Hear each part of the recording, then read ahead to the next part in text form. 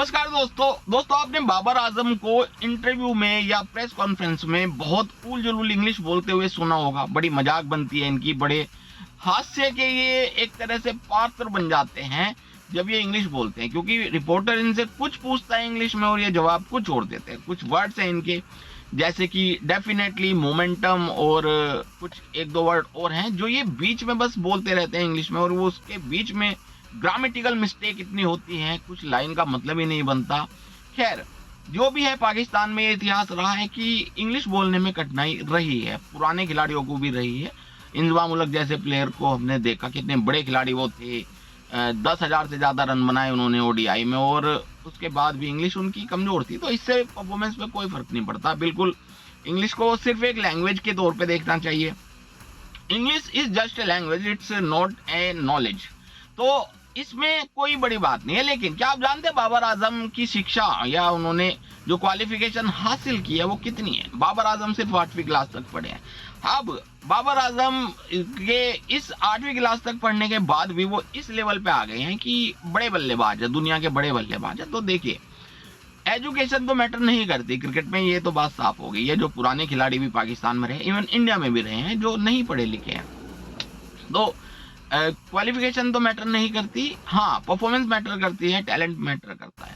तो बाबर आजम के केस में भी हमें यही लगता है कि भाई देखो, उनको इंग्लिश नहीं आती, वो पढ़े लिखे नहीं है, तो इस बात से उनको जज नहीं करना चाहिए। जज उनको उनके क्रिकेट से करना चाहिए, और वो बेहतर क्रिकेट खेलते हैं।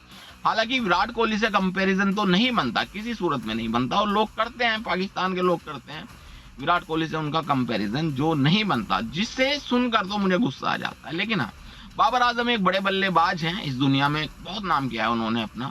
अब चाहे वो जिम्बाब्वे के खिलाफ रन बनाए हो, नेपाल के खिलाफ रन बनाए हो, लेकिन हाँ, रन तो उन्होंने बनाए हैं और बड़े बल्लेबाज वो बन चुके हैं। तो इंग्लिश को इतनी तवज्जो नहीं मिलनी चाहिए। एक रिपोर्ट में सामने आया है कि बाबर आजम की क्वालिफिकेशन जो है सिर्फ 8वीं कक्षा तक की है, वो 8वीं क्लास तक ही पढ़े हैं।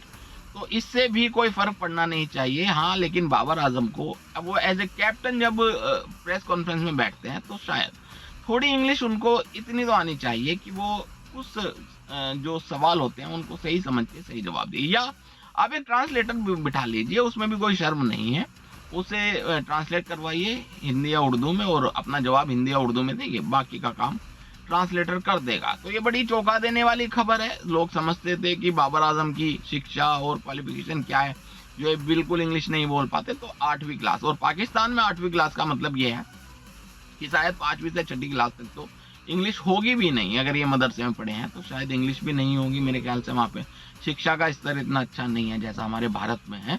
भारत में 5वीं 6ठी क्लास से ही बढ़िया इंग्लिश पढ़ानी शुरू कर देते हैं। तो पाकिस्तान में थोड़ा नहीं, काफ़ी डाउन है। तो बाबर आजम के बारे में ये रिपोर्ट सामने आई है। आप क्या राय रखते हैं इस पे?